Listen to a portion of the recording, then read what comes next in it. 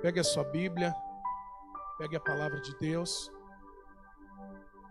Pode tomar o assento. Não quero te cansar mais do que o necessário. Quem gosta de orar, diga glória a Deus. Assim eu espero. Abra comigo na carta de Paulo aos Romanos. Me diga aí uma coisa aí, Marcelo, está com o YouTube aberto aí? Como é que está o som aí no YouTube? Tá bom? O fundo musical aí, tá bom? Não está muito alto não, né? Legal, tá bom, né? É bom a gente sempre ter esse feedback aí, para que as pessoas que estejam em casa, elas possam ouvir tudo nitidamente, né? Teve até um irmão chamado Gustavo, semana passada ele mandou no chat do YouTube, falando sobre o fundo musical. E é muito bom que as pessoas interajam no chat, inclusive fazendo pedidos de oração. É muito interessante isso, porque se o pedido de oração chegar antes que eu esteja no altar, por exemplo, antes que eu faça essa oração, a gente já inclui, né? Nós temos o Maicon que fica ali cuidando da transmissão ao vivo, e ele já pega o nome e já traz aqui para mim, tá bom? Então quem tiver à distância aí, nos ouvindo, assistindo, Romanos capítulo 2, versículo de número 6. Nós vamos ler do versículo de número 6 até o versículo 16. Amém? É dentro desses versículos que hoje nós vamos aprender mais um pouquinho. Está escrito assim, ó: o qual recompensará cada um segundo as suas obras, a saber, qual que é essa recompensa? Diz aqui a palavra, ó: a vida eterna aos que, com perseverança em fazer bem, procuram glória e honra e incorrupção. Mas, preste bastante atenção nesse mas, ó, nesse versículo. Mas, indignação e ira.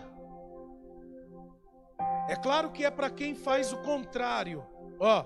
Mas indignação e ira aos que são contenciosos e desobedientes à verdade, ou seja, a palavra de Deus. E ao invés de fugir da iniquidade, olha o que Paulo está dizendo: obedientes à iniquidade. Verso 9: tribulação e angústia sobre toda a alma do homem que faz o mal, primeiramente do judeu e também do grego. Glória, porém, e honra e paz a qualquer que faz bem, primeiramente ao judeu e também ao grego. Porque para com Deus não há acepção de pessoas. Porque todos os que sem lei pecaram sem lei também perecerão. E todos os que sob a lei pecaram, pela lei serão julgados. Porque os que ouvem a lei não são justos diante de Deus, mas os que praticam a lei hão de ser justificados. Porque quando os gentios que não têm lei fazem naturalmente as coisas que são da lei, não fazendo eles lei, para si mesmos são lei, os quais mostram a obra da lei escrita no seu coração, testificando juntamente a sua consciência e os seus pensamentos, quer acusando-os, quer defendendo-os, no dia em que Deus há de julgar os segredos dos homens, por Jesus Cristo, segundo o evangelho que prego, ou segundo o meu evangelho. Bom, uma das coisas que eu já tenho dito aqui há alguns domingos, eu acredito que seja interessante, seja coerente e até continuar citando isso, é o fato que nós somos muito felizes, muito felizes. Lembrando que nós não somos melhores e nem maiores do que quaisquer outros cristãos. Nós não podemos julgar que somos melhores do que qualquer outros cristãos. E somos uma igreja melhor do que as outras. Mas quando eu falo que nós somos muito felizes, eu repito isso enfaticamente, é porque nós estamos tendo a oportunidade de estarmos nos aprofundando, mergulhando em um tema, em um assunto de tão imensurável importância. Tendo em vista que nós estamos tratando de um assunto tão delicado, que é o que vai acontecer conosco depois que o Senhor Jesus voltar. Porque isso não é do momento em que nós partirmos desse mundo. Não é nesse momento, mas é no momento em que Cristo voltar. Ou seja, quando as trombetas soarem, quando Cristo vier buscar a sua igreja. É nesse momento, para aqueles que estarão vivos e para aqueles que dormirem no Senhor, o pensamento é, até aquele momento ali, como foram as obras. E eu me lembro muito bem que domingo passado, falando sobre isso, eu disse, nós não podemos nos esquecer que nós somos responsáveis diretos pelos nossos atos, por aquilo que nós fazemos. Nós não vamos poder colocar a responsabilidade dos nossos atos em ninguém. Nem a esposa colocar a responsabilidade no marido, e nem o marido colocar a responsabilidade na esposa. Nem os filhos colocarem a responsabilidade na mãe e no pai, e nem os pais nos filhos. Não vai acontecer dessa maneira. Então é por isso que eu digo que o assunto, ele é tão importante e é por isso que nós somos tão felizes. Porque Cristo se importa tanto com a nossa salvação, com que nós tenhamos, recebamos, vivamos futuramente a vida eterna, que nós estamos sendo separados e preparados exatamente para isso. Exatamente para isso. Temos que levar em consideração que se Deus, como está no versículo 6 aqui, que nós acabamos de fazer a leitura, que se o Senhor vai nos recompensar segundo as nossas obras, e se a recompensa é a vida eterna, isso vai depender da forma como a gente vai viver, da forma das nossas obras, daquilo que nós vamos fazer aqui nessa terra, nesse plano de vida que nós estamos.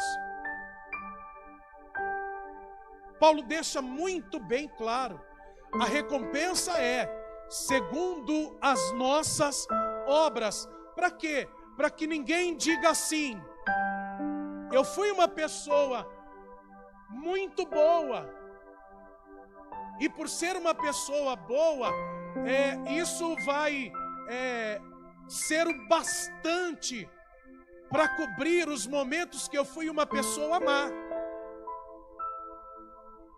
Nós aprendemos na palavra de Deus que é o último estado da pessoa que é levado em consideração. Só que Paulo também está dizendo aqui que a vida eterna é para aqueles que perseveram. Não é contraditório. Eu tenho que levar uma vida perseverante, de bem, de boas obras. E pode acreditar, é como também nós lemos aqui: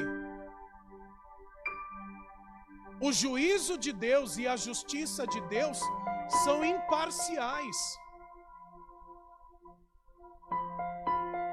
E pode acreditar também, o que vai acontecer no dia do juízo e a justiça que vai ser feita naquele dia, não vai ser por aquilo que eu e você, quando olhamos um para os outros, nós vemos. Porque nós podemos olhar uns para os outros e julgarmos e dizermos: esse homem, essa mulher já estão salvos. Poxa, tal pessoa, se não for para o céu, quem mais vai? Quem mais vai? Só que o julgamento do Senhor Jesus não vai ser assim. Por que que não vai ser assim? Porque é como em 1 Samuel capítulo 16 e verso de número 7 está escrito. Deixa eu lembrar com você essa história. A palavra de Deus diz que quando Jessé recebe o profeta Samuel em casa, o profeta Samuel estava ali para ungir um novo rei escolhido por Deus.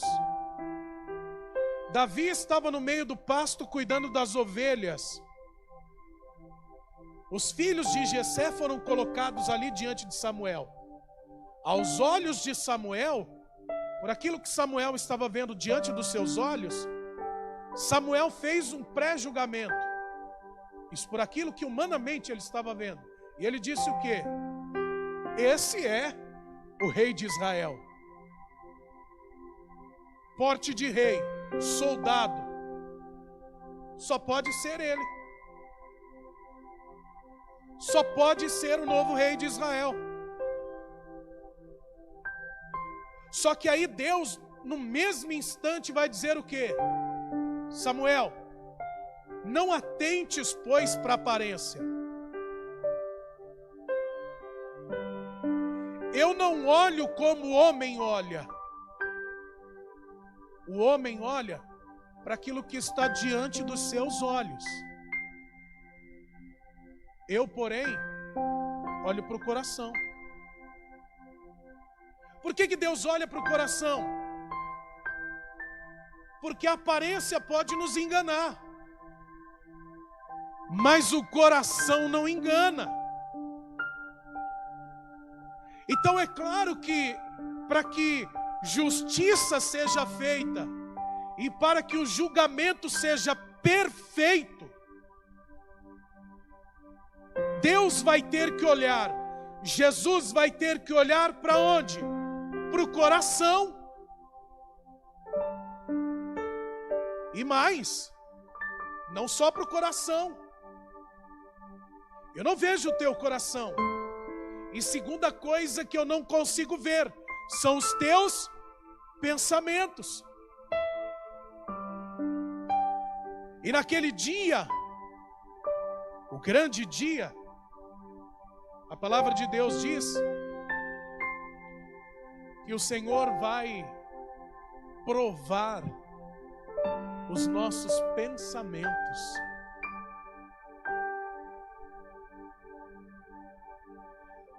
Você sabe o que dá medo?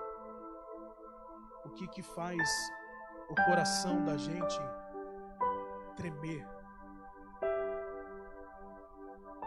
Você sabe o que faz subir aquele arrepio na espinha? Como eu compartilho com você que, falando nisso, acontece comigo. Agora, nesse momento aqui, é que nós sabemos que a presença de Deus está aqui. A casa é dele, ele está aqui. É que enquanto eu estou aqui pregando para você, ministrando sua vida, ele está olhando para o meu coração e ele está olhando para o seu coração. Ele sabe exatamente o que está no teu coração. O teu coração é um livro completamente aberto aos olhos dele. E a pergunta que não quis calar para mim e não quer calar agora é: o que será que está no meu coração? Meu. A pergunta é para mim, não é para você. Cada um tem que fazer essa pergunta para si. O que será que Deus, o que será que o Espírito Santo, o que será que Jesus está vendo agora dentro do meu coração? O que será que Ele está vendo dentro do meu coração? E peraí, existem duas coisas diferentes. Eu falei de pensamento. E o Senhor vai ver os pensamentos naquele dia. Mas o Senhor também vai ver consciência. Então espera aí, vamos lá. O Senhor vê o meu coração, vê o teu coração e dá temor. O que será que Deus está vendo no meu coração? Mas espera aí, vamos lá. Nesse momento, a pergunta é: o que será que o Senhor está vendo na minha consciência?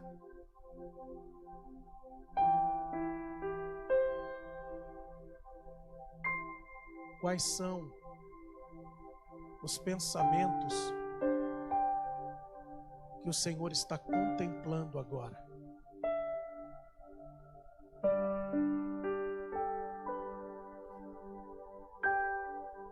Pense nisso por alguns segundos.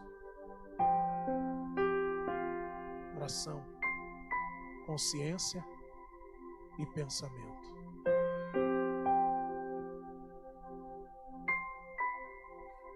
Eu penso que essas três coisas deveriam ser partes atuantes no nosso dia a dia. Eu acredito que deveriam ser preocupações nossas todos os dias. Se nós tivéssemos esse cuidado de pensar assim: os olhos de Deus estão em todos os lugares, Ele vê tudo, Ele contempla tudo. Deus está exatamente agora olhando para o meu coração. Deus está agora, nesse exato momento, olhando para a minha consciência. Deus está contemplando os meus pensamentos nesse momento. O que Ele está vendo? Segunda pergunta: será que o que Ele está vendo está deixando Ele feliz ou está entristecendo Ele?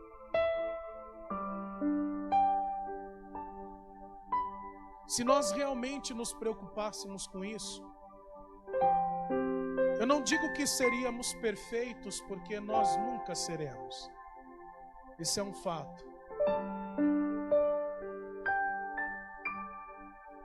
Só que nós iríamos, dentro dessa preocupação,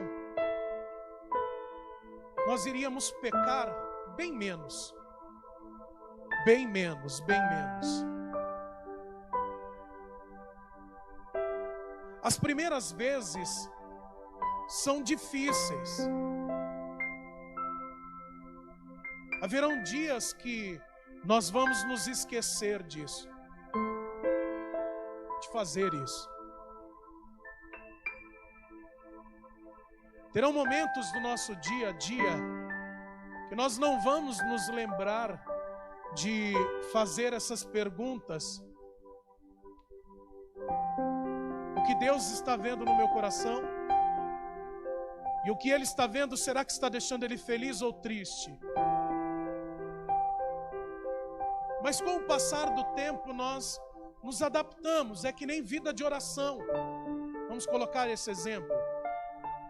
Os primeiros dias são difíceis, mas depois nós criamos uma rotina de oração. Nós nos acostumamos, e depois de criar uma rotina de oração, nós oramos em todo o tempo e em todos os lugares, independente de onde seja. Se torna comum. Então a nossa própria consciência, nosso próprio coração, estando condicionado a isso, nos momentos em que nós estivermos prestes a fazermos algo errado, cometermos pecados, pela lei de Deus já ter sido escrita, estabelecida no nosso coração e na nossa consciência. Porque eu não preciso ser crente nem conhecedor da palavra de Deus para dizer que eu tenho o conhecimento da lei de Deus. Todo ser humano, quando nasce com a lei de Deus escrita na sua consciência e no seu coração. É por isso, escute isso, é por isso que tem muito ímpio que tem mais caráter do que crente. E vive uma vida mais reta do que muito crente. E nunca teve uma experiência com a palavra de Deus. Eu não estou falando de salvação, eu estou falando de lei de Deus.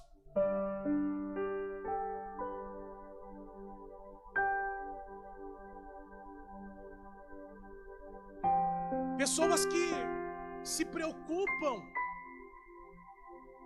por exemplo, em serem fiéis ao seu cônjuge, a honrar os seus compromissos, pagar todo mundo, não defraudar ninguém.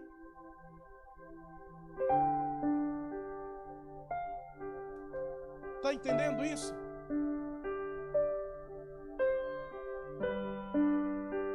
Eu não me lembro. Quem foi que me disse isso? Preciso me lembrar. Quem lembrar aí que estava comigo ouvindo isso? Acho que alguém aqui da igreja estava ouvindo isso comigo. Mas um irmão disse assim que na empresa que ele trabalhava, que ele trabalha, melhor dizendo, antigamente, o patrão dele, quando falava-se que era um crente, na mesma hora ele já contratava. Mas aí andou acontecendo algumas coisas, os maus testemunhos, de crentes, coisas que escandalizaram, Aí o camarada, nessas experiências, ele fez o quê? Hoje, ele prefere contratar um ímpio ao contratar um crente.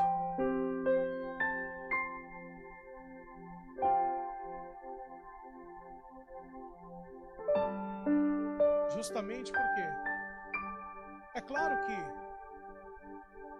existem exceções, e graças a Deus por isso, não é? Graças a Deus por isso. Mas você vê, dentro de um exemplo como esse que eu dei, e dentro de muitas coisas, amados, que nós passamos no nosso dia a dia, como seres humanos, sem esse cuidado que eu disse aqui, de nós fazermos essas perguntinhas básicas, sem essa pequena preocupação de dizer: Senhor, o Senhor está vendo no meu coração? O que será que Ele está vendo no meu coração? Será que Ele está alegre pelo que está vendo? Ou será que Ele está triste com o que Ele está vendo?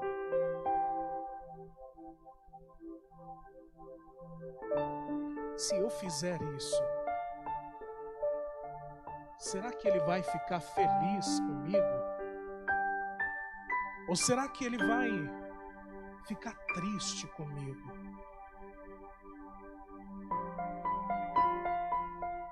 Amados,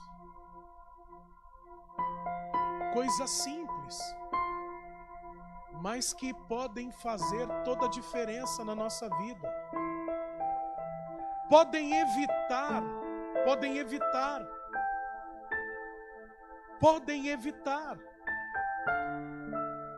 uma condenação na nossa vida.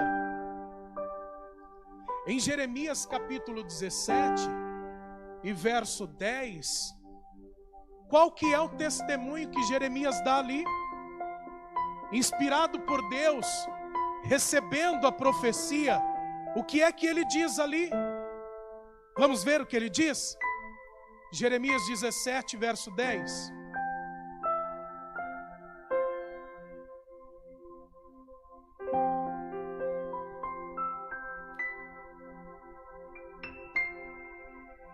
Jeremias capítulo 17, verso 10.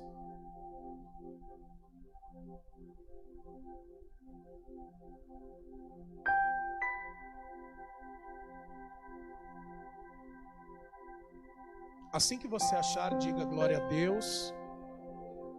Lembre que não pode faltar no culto cordeiro, não pode faltar glória, não pode faltar o quê? Mãos levantadas, não pode faltar aleluia e não pode faltar o amém. Viu? Então não fique acanhado não em dar glória a Deus, aleluia, amém, Jesus.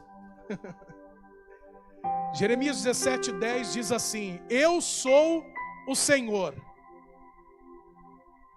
Faz toda a diferença ele iniciar falando isso. Eu sou o Senhor Aí ele vem dizendo: esquadrinho o coração.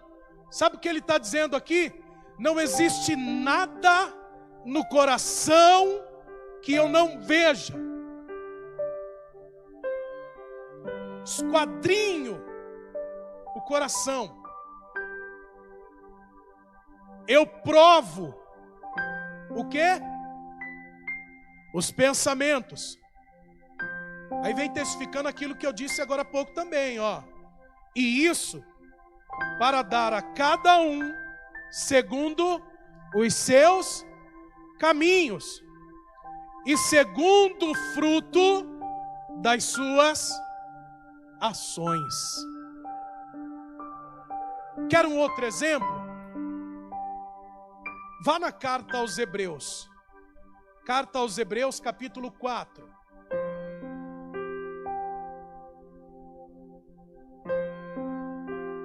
Carta aos Hebreus, capítulo 4.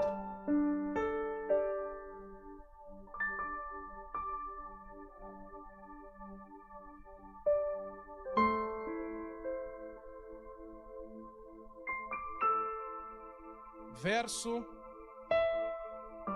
de número 1. Hebreus 4, verso 1. Eu quero ler todo esse conteúdo com você até o verso 12,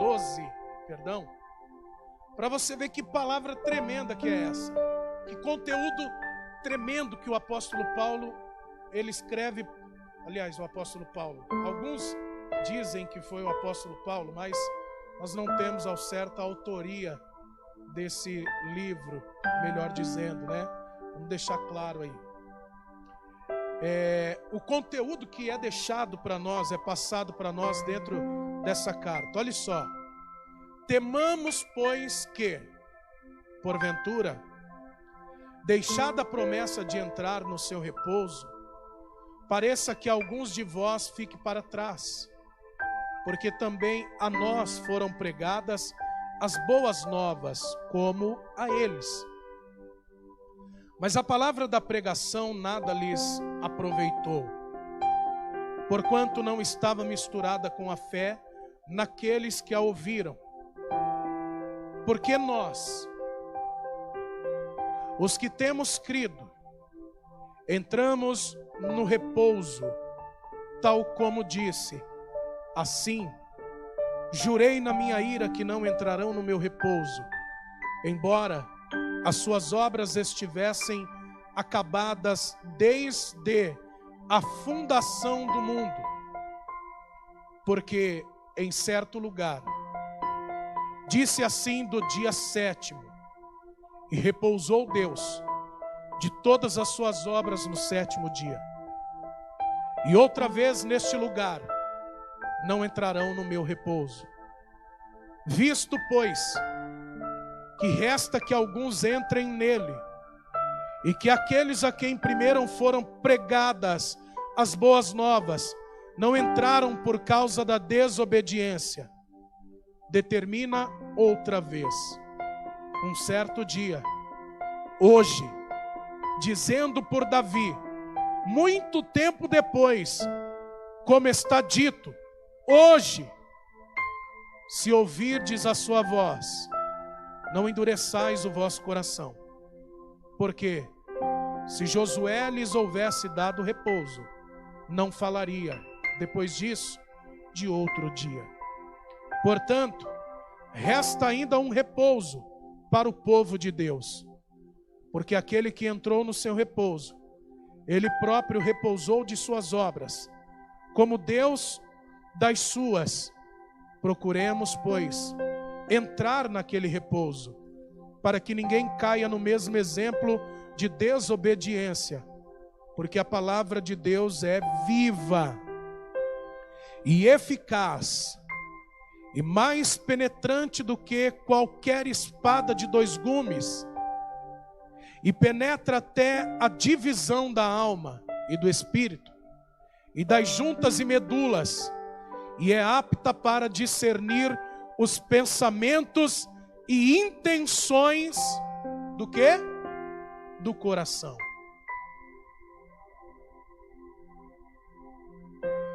Está vendo por que não pode? O Senhor Jesus não erra no seu julgamento. Está vendo por que o julgamento ele é tão correto, tão perfeito? Porque primeiro, Jesus é o justo juiz. E os demais motivos são: ele consegue esquadrinhar os corações, a consciência, os pensamentos. Mas como eu disse, ele é o justo juiz. E eu quero provar isso com você na Bíblia, na palavra de Deus. Então vá comigo em Atos, capítulo 17.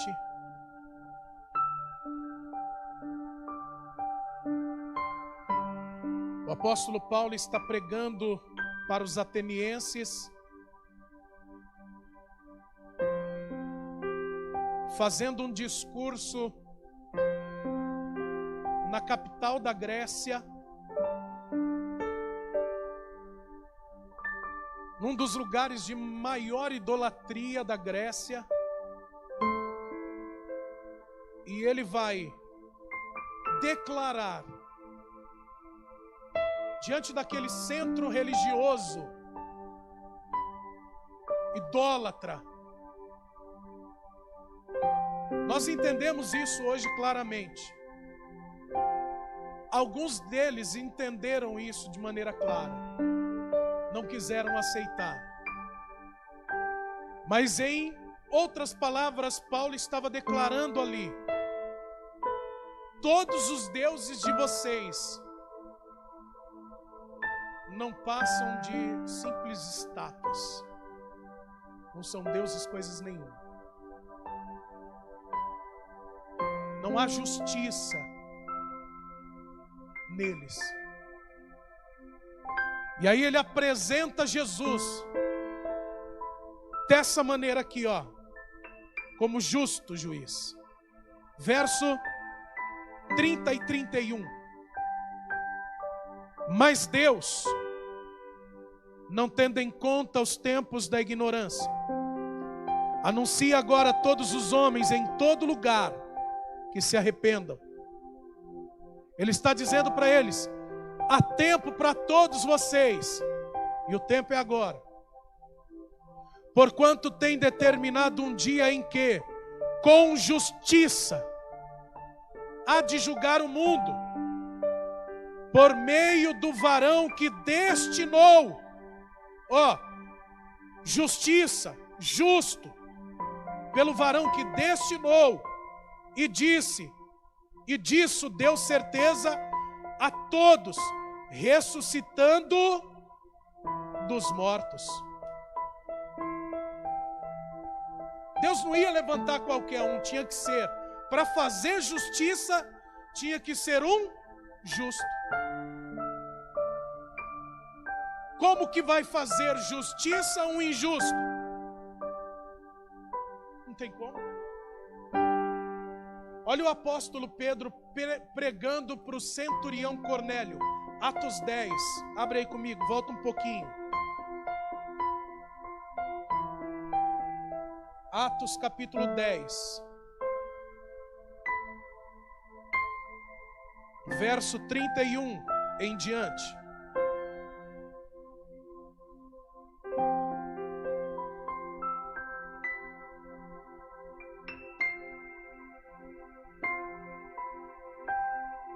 Cornélio, o centurião,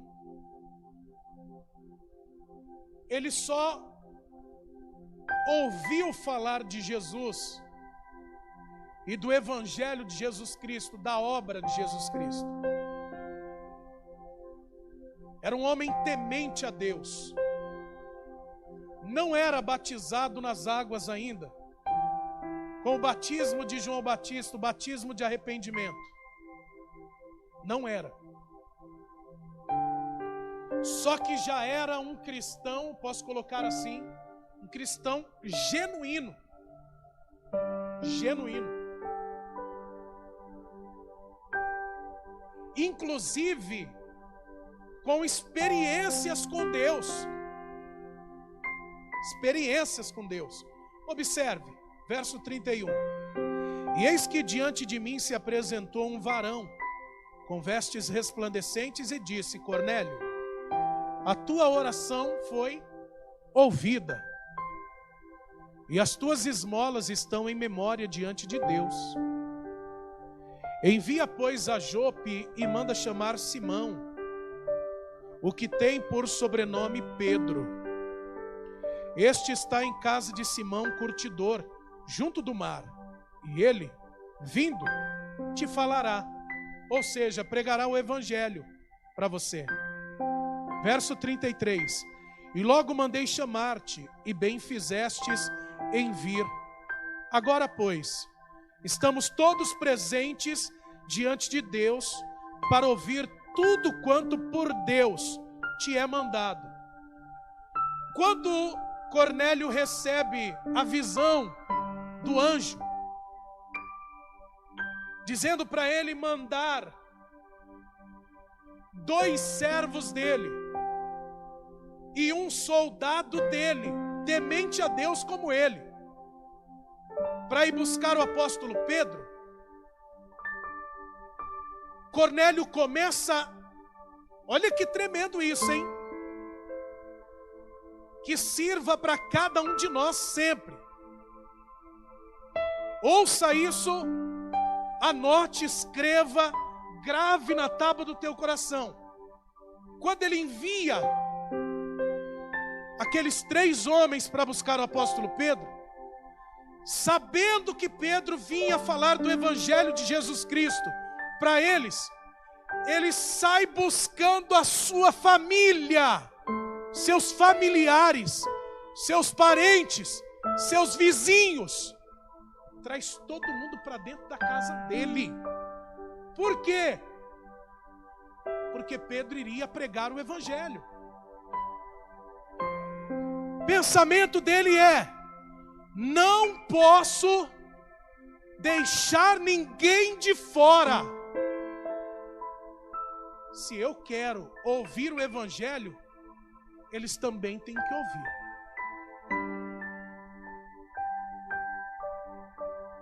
Eles têm que estar aqui, eles têm que estar comigo. Olha o que diz versículo de número 34. E abrindo Pedro a boca, disse: reconheço por verdade que Deus não faz acepção de pessoas, mas que lhe é agradável aquele que, em qualquer nação, o teme e faz o que é justo.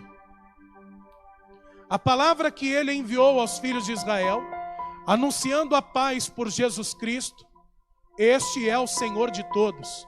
Quem é o Senhor de todos? Jesus Cristo. Esta palavra, vós bem sabeis, veio por toda a Judeia, começando pela Galileia, depois do batismo que João pregou, como Deus ungiu a Jesus de Nazaré, com o Espírito Santo e com virtude, o qual andou fazendo bem e curando a todos os oprimidos do diabo, porque Deus era com ele. E nós somos testemunhas de todas as coisas que fez, tanto na terra da Judeia como em Jerusalém, ao qual mataram pendurando-o num madeiro.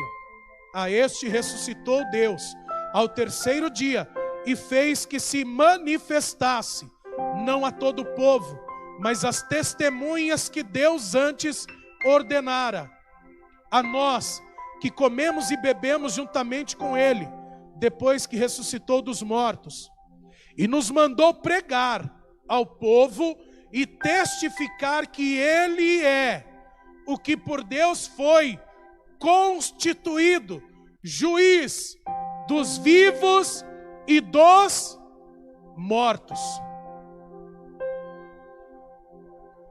Você sabe o que vai acontecer depois aí?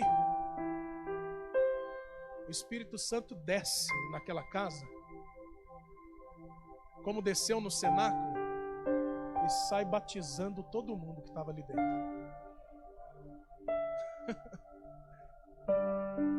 Pedro olha e diz assim: se aprove ao Espírito Santo batizá-los, quem sou eu para não batizá-los nas águas?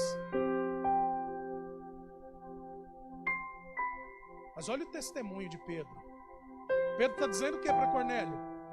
Jesus Cristo, aquele que me mandou pregar, ele foi constituído por Deus juiz dos vivos e dos mortos. Amados, não tem como fazer separação do evangelho e juízo. Não tem como. Porque o juízo é parte integrante do evangelho. Não dá para pregar o evangelho pela metade. Não tem como pregar o evangelho sem falar de juízo, de justiça. Não tem como. Olha o que Paulo escreve para Timóteo, segunda carta de Paulo a Timóteo, capítulo 4, a partir do verso 1. Vá comigo. Olha o ensinamento de Paulo ao seu filho na fé, Timóteo.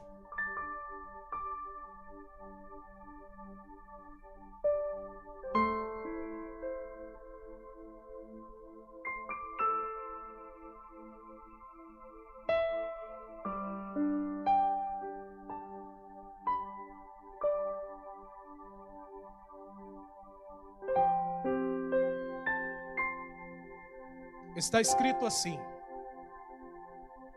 conjuro-te, pois, diante de Deus e do Senhor Jesus Cristo, que há de julgar os vivos e os mortos na sua vinda e no seu reino, que pregues a palavra, instes a tempo e fora de tempo,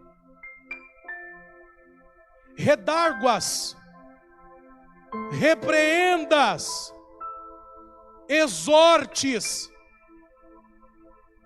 com toda longanimidade e doutrina, porque virá tempo em que não sofrerão a sã doutrina, mas tendo comichão nos ouvidos, amontoarão para si doutores, conforme as suas próprias concupiscências. Isso já acontece claramente nos dias de hoje. Tem pessoas que não gostam de ser repreendidas, exortadas pela verdadeira palavra de Deus, pela sã doutrina. Elas preferem estar nos lugares aonde o ego delas é massageado. E aí elas começam a amontoar doutores que farão as suas vontades, que falarão aquilo que elas querem ouvir. Paulo está dizendo a Timóteo: não pregue aquilo que eles querem ouvir. Pregue aquilo que eles precisam ouvir. Seja exortação, seja repreensão. Está ouvindo isso? Mas faça isso com longanimidade. Faça isso. Se tiver que repreender, se tiver que exortar, se tiver que ensinar, faça isso com a doutrina, com a palavra. Com a palavra. Não é com aquilo que você acha ou com aquilo que você pensa. É com aquilo, com a palavra, com a doutrina. Versículo 5. Aí ele diz assim, ó: mas tu, sê sóbrio em tudo, sofre as aflições, faze a obra de um evangelista, cumpre o teu ministério. Paulo está dizendo para o Timóteo: você vai passar por aflição. Não pensa que o ministério é fácil, não. É aflição. Verso 6. Olha que tremenda essa palavra aqui, amados. Porque eu já estou sendo oferecido por aspersão de sacrifício, e o tempo da minha partida está próximo. Paulo estava condenado à morte aqui. Paulo estava a poucos dias da sua morte. Verso 7. Combati o bom combate. Eu quero declarar isso. No dia que o Senhor Jesus for me recolher, eu quero que Ele me dê força para dizer isso.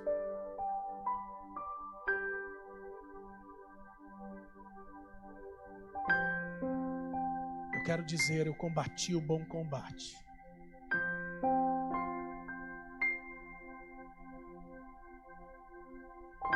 Eu quero dizer, acabei a carreira.